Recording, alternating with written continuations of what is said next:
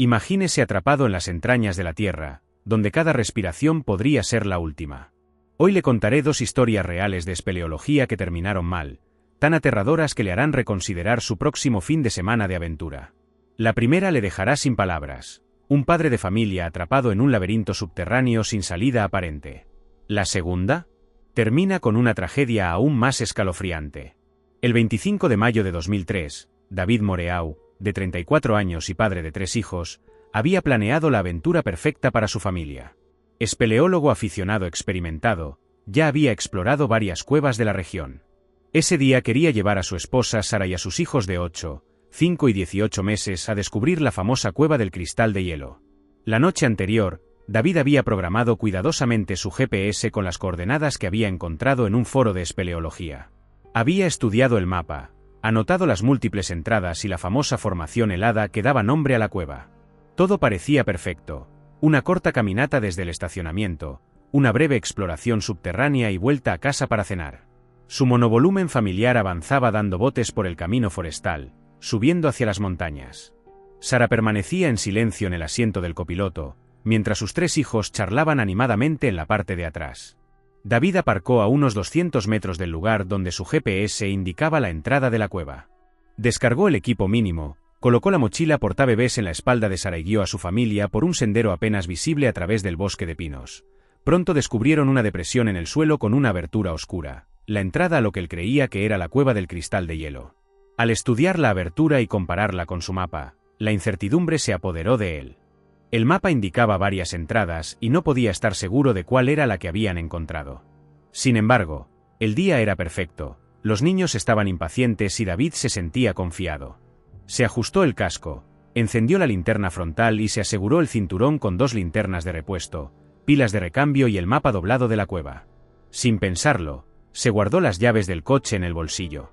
David decidió explorar primero por su cuenta, con la intención de comprobar el recorrido antes de llevar a su familia al interior. Quería asegurarse de que ese pasaje conducía a la sala principal con su legendaria formación de hielo. El pasillo de entrada se estrechaba a medida que David descendía, y la temperatura bajaba notablemente con cada paso. Después de unos 30 metros, se encontró con lo que parecía un callejón sin salida, con solo un pequeño pasillo de 45 centímetros de altura que continuaba hacia la derecha. Desplegó el mapa a la luz de su linterna frontal y estudió el trazado. La configuración parecía corresponder a una sección cercana a la entrada oeste. Si su orientación era correcta, podría atravesar esa rampa, recorrer una corta distancia por el pasillo principal y salir a la entrada más amplia con el depósito de hielo, un circuito perfecto para la familia. David se puso a 4 patas y se arrastró por la estrecha abertura, empujando su mochila delante de él. Al salir al otro lado, se encontró en un pasillo más ancho que se extendía a izquierda y derecha. Según entendía el mapa, la entrada principal debía estar a la izquierda. Giró en esa dirección y avanzó con confianza, con el haz de luz de su linterna frontal atravesando la oscuridad absoluta. Los minutos pasaban mientras caminaba, y el pasillo se extendía más de lo que había previsto. Al cabo de un rato, se encontró con una sección derrumbada, con el techo derrumbado y rocas caídas, que no aparecía en su mapa. La confusión se apoderó de él, pero pensó que tal vez el mapa estaba desactualizado o simplificado. Se abrió paso con cautela entre los obstáculos, convencido de que la entrada principal debía estar justo delante. Finalmente, David llegó a lo que parecía ser una entrada derrumbada, completamente bloqueada por tierra y escombros. No entraba ninguna luz en el terraplén. De pie ante esa barrera inesperada, una sensación de frío se extendió entre sus omóplatos. No se correspondía en absoluto con el mapa. Miró su reloj y se dio cuenta de que había estado fuera mucho más tiempo del que le había prometido a Sara. David dio media vuelta y volvió sobre sus pasos a través de la zona derrumbada. Aceleró el paso a medida que crecía su preocupación por su familia, que lo estaría esperando. Después de caminar durante lo que le pareció más tiempo que el trayecto de ida, llegó a otra entrada aparentemente derrumbada. Se parecía extrañamente a la que acababa de dejar. La desorientación lo invadió mientras intentaba conciliar esa imposibilidad con su mapa mental. Para confirmar su sospecha, David se inclinó y dibujó una gran X en la tierra con el dedo. Con el corazón latiendo con fuerza, se dio la vuelta y caminó en dirección opuesta, contando sus pasos. Aproximadamente 400 pasos más tarde, su linterna frontal iluminó la misma X marcada en la tierra.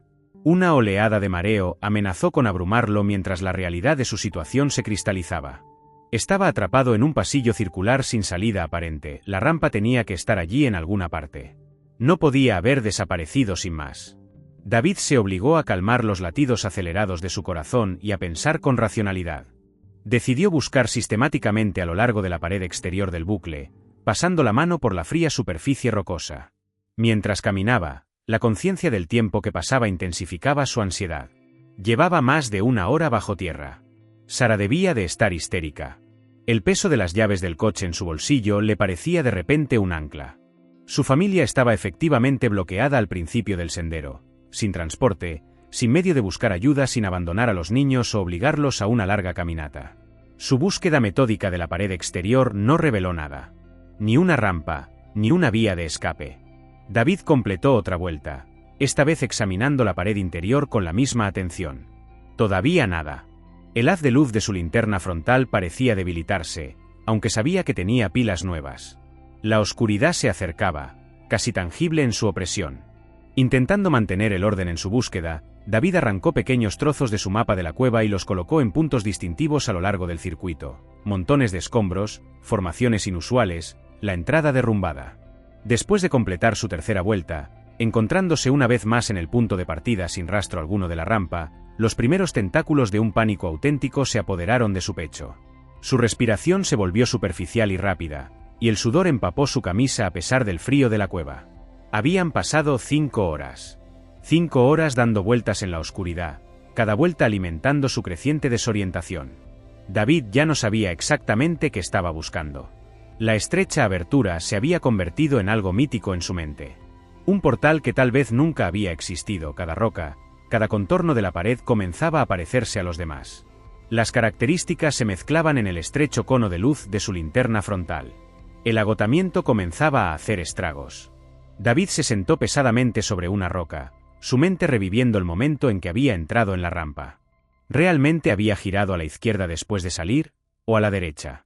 Su certeza vacilaba. Quizás sus hipótesis fundamentales eran erróneas. Pasó otra hora mientras David daba vueltas, cada una más desesperada que la anterior. La cueva parecía cambiar a su alrededor. Los pasillos se alargaban y se contraían en su percepción. La oscuridad absoluta más allá del haz de luz parecía viva, observando, esperando a que su luz se debilitara. Se le hizo un nudo en la garganta por la sed. El silencio pesaba sobre sus tímpanos, solo roto por sus pasos y su respiración cada vez más irregular. Un nuevo y terrible pensamiento surgió, que no era una cueva normal. Le vinieron a la mente historias de espeleólogos perdidos para siempre en los túneles de las montañas. Las piernas de David temblaban mientras se levantaba para dar otra vuelta. Llevaba casi 6 horas bajo tierra, recorriendo el circuito quizás una docena de veces. Intentó gritar, sabiendo que era inútil. La entrada estaba demasiado lejos. Las paredes de tierra eran demasiado eficaces para absorber el sonido. De repente, algo en David se rompió. El peso de su situación se abatió sobre él de golpe. Su compostura se rompió como cristal. David cayó de rodillas, el suelo húmedo de la cueva empapándole los pantalones. Su cuerpo temblaba con sollozos que brotaban desde lo más profundo de su pecho. «Por favor», suplicó a la oscuridad, con la voz apenas por encima de un susurro. «Por favor, necesito salir. Mi familia me necesita». Entonces, desde lo más profundo de su ser, se encendió una llama de determinación. Sus hijos lo estaban esperando. Sara debía de estar aterrorizada. Él era su padre, su protector. Desesperado, David volvió a la entrada derrumbada y volvió a empezar. Esta vez, permaneció cerca del suelo, examinando cada centímetro de la pared a la altura del suelo. A 15 metros del tapón de tierra, se detuvo. Algo en el patrón de sombras parecía diferente. Se agachó más, dirigiendo el haz de luz a lo largo de la base de la pared. Allí estaba, una abertura de apenas 45 centímetros de alto, parcialmente oscurecida por una roca saliente. El alivio lo inundó, seguido inmediatamente por la incredulidad de su ceguera. La rampa había estado allí todo el tiempo, a solo 15 metros de la entrada derrumbada. David se dio cuenta de su error crítico. Al entrar en la cueva y salir de la rampa, había girado a la izquierda tal y como recordaba, pero luego había recorrido casi todo el circuito antes de encontrar la entrada derrumbada. Minutos más tarde, emergió a la luz dorada de la tarde, parpadeando dolorosamente mientras se acostumbraban sus ojos. El bosque parecía increíblemente vibrante después de la oscuridad monocromática de la cueva. El estacionamiento estaba vacío. Sara y los niños se habían ido. Más tarde se enteraría de que Sara, cada vez más preocupada, había cogido a los niños y había caminado hasta la carretera, donde finalmente encontró un paso hasta un puesto forestal donde pidió ayuda. Regresó con los servicios de emergencia justo cuando David salía de su prisión subterránea, poniendo fin a su odisea de 5 horas en lo que más tarde se conocería como la Cueva del Minotauro. Pero esa historia no era nada comparada con lo que sucedió en las profundidades de la Cueva del Río Rugiente. El 14 de octubre de 2022, una tragedia aún más aterradora se desarrollaría bajo las oscuras aguas del Missouri, demostrando una vez más que algunos lugares de nuestro planeta nunca perdonan el más mínimo error.